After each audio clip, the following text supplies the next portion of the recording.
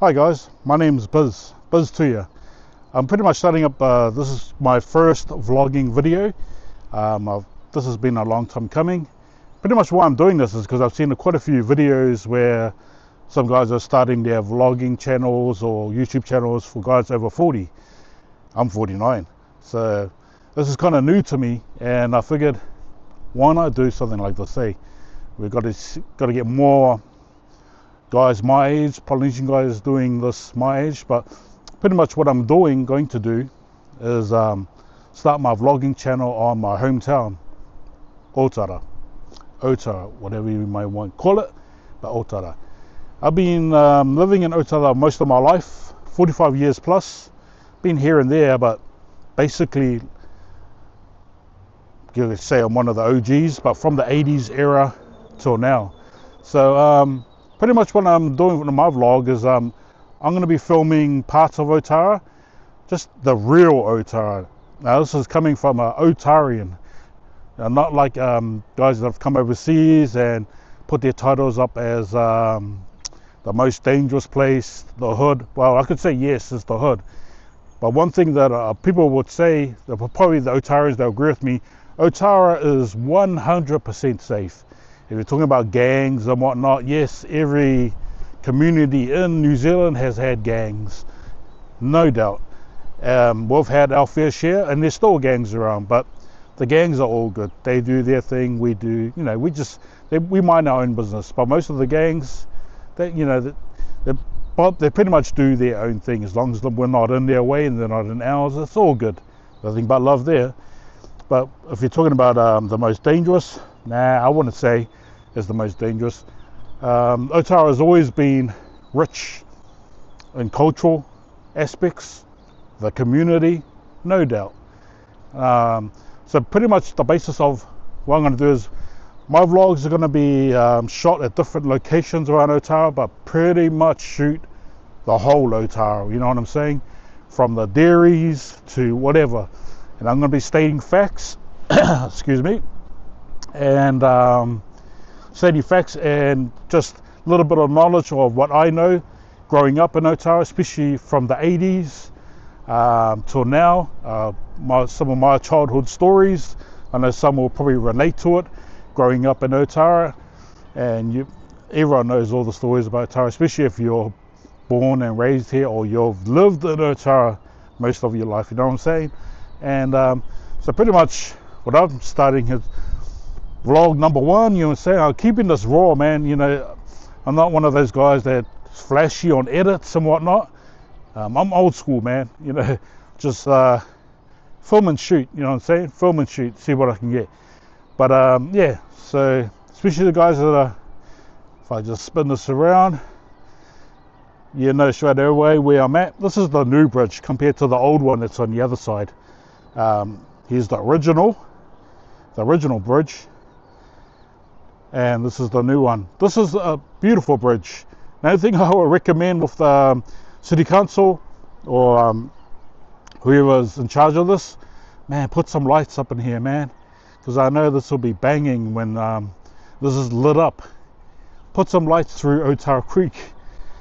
Otara Creek, the path was all stony back in its day, but now it's pretty much the whole of the Otara Reserve. It's got a concrete footpath, man. About time, man. And I used to ride BMXs and 10 speeds through Otara Creek at night, pitch black. As I know there's 3 guys that have done that. So yeah, so pretty much what I'm hoping to do is film the true Otara, the real Otara. I'm going to shoot bits and pieces, tell a bit of stories behind it, but at the same time what stories that I know, but then also going to state some facts that a lot of people know, especially for it's good to see some of the old timers going on Facebook uploading their videos, which is cool, man, because I call them the OGs. They're the OGs, the guys from the 50s, 60s, 70s who lived in Otara. And there's some families excuse me, who are still around from that era. And when I see them post up on Otara, man, that's solid, man, because just hearing stories, what they went through. Everyone knows back in the day when Otara was pretty much all European, Palangis, 60% of them were all Palangis that were living in Otara. And obviously everyone knows the story of the Polynesian migration, when all the PIs, the Polynesians, came from the islands. They pretty much ended up in Grey Lynn, Ponsonby area. I wish they were still there, because when you look at Ponsonby and Grey Lynn, man, that area, if you're talking about residential, cost a lot. But we all know that they came to South Auckland to work, and that's the basis of it. So yeah, so just going to get in a couple of shots here and there around Otara, and comment what you like, share some of your stories, because I know some of my stories excuse me, it's going to be relatable to you guys. This won't be no flashy video, but it's going to have all these pop-ups and whatnot. I mean, I might try squeezing a few pictures, but that's just to intertwine with the facts that I'm going to be saying and putting up. You know, you got to state facts and not those made up stories like it didn't happen. But yeah, so yep, stories on Otara, and this is vlog number 1, my very first vlog. So cool. I'm happy that I'm gonna do this, and for guys excuse me, that are over 40, and man, here we go, man. I'm 49, and this is my first video. And yeah, so this is for outsiders that are, especially the vloggers that have come from overseas. They've never shoot Otara Creek, man. It's always Otara Town Centre.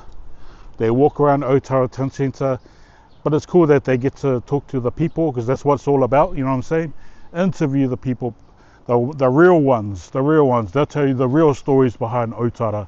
Now, even with the gangs and the bikies, the guys that are riding on the dirt bikes, man, they're all goods.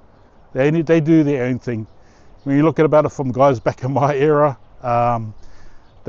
we used to ride BMXs and 10 speeds. We only wish we had dirt bikes back then.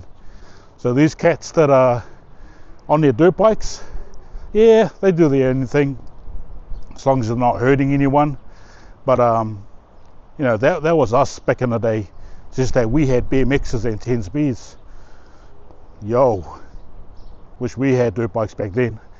But everyone knows the story of you know, the gangs back then, the stormtroopers, the mongrel mob, but they were all good. They did their own thing. I know I'm going to be putting some stories that I know of, but hope I don't put you guys to sleep on that one. But the whole idea is to film parts of Otara that the other vloggers seem to miss out. I know they tend to shoot a lot of the town centre and whatnot, or the flea market, but hey man, got to catch it from a real Otarian, you know what I'm saying? And yeah, so this is video 1, coming from the bridge, the creek, excuse me. Yeah man, that bridge is still sitting there, god damn. But at least they at least they put up this colorful one, eh? I love it, it's colorful. Like I said, all it needs is put up some lights, city council, you know, light up Otara Creek, man. And some of you will know that I'm on Lovegrove. Lovegrove has changed here and there. A lot of stories, especially with winds. God damn, no one likes winds, but man, you gotta survive, eh? Especially when you're helping out the ainga, the whānaus that are out there that are struggling. So yeah, for sure, man. So yeah, so like I said, what I mean about the path, how they've done the footpath, then they've concreted it. Yo, man, about time, because this was all stone path back then. Oh, just like this. Sorry, my bad. It was all like this, and yeah, it's just kind of cool that you know, they've made it concrete. God damn, about time. So yeah, we'll get in a few shots of Otara here and there. We'll take it from there, eh? Yo.